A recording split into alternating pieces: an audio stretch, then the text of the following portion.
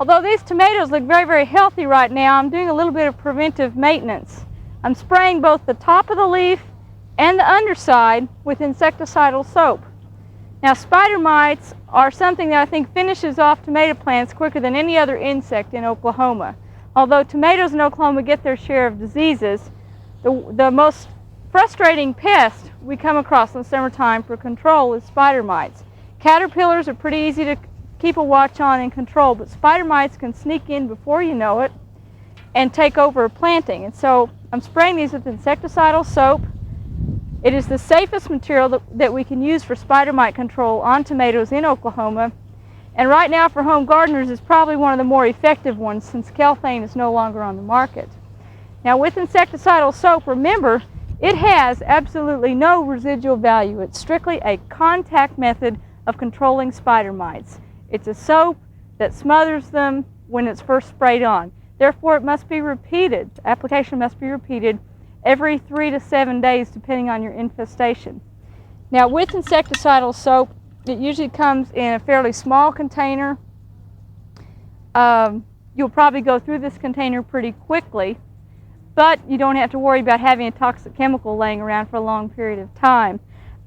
With insecticidal soap, you need to make sure that you don't use a really hard water. It's better to use what's considered a soft water for it to be most effective for some reason. I don't really understand the chemistry of it, but they tell us that on the package instructions.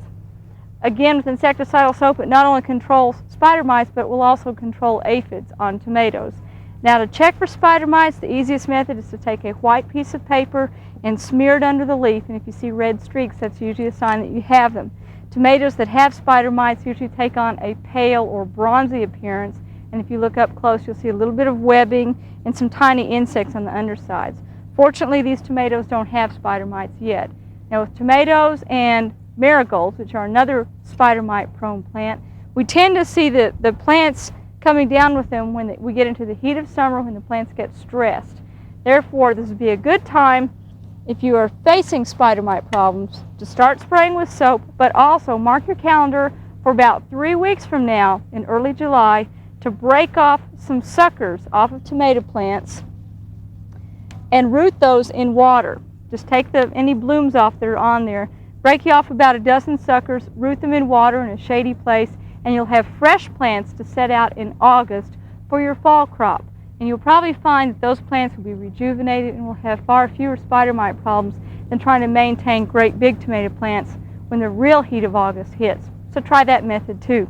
Right now I'm going to get back to spraying these plants and mark my calendar to continue spraying them on through the summer to try to keep spider mites at bay.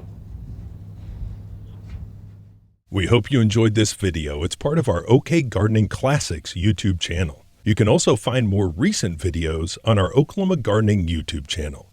And join us on social media for great gardening tips, photos, and discussion.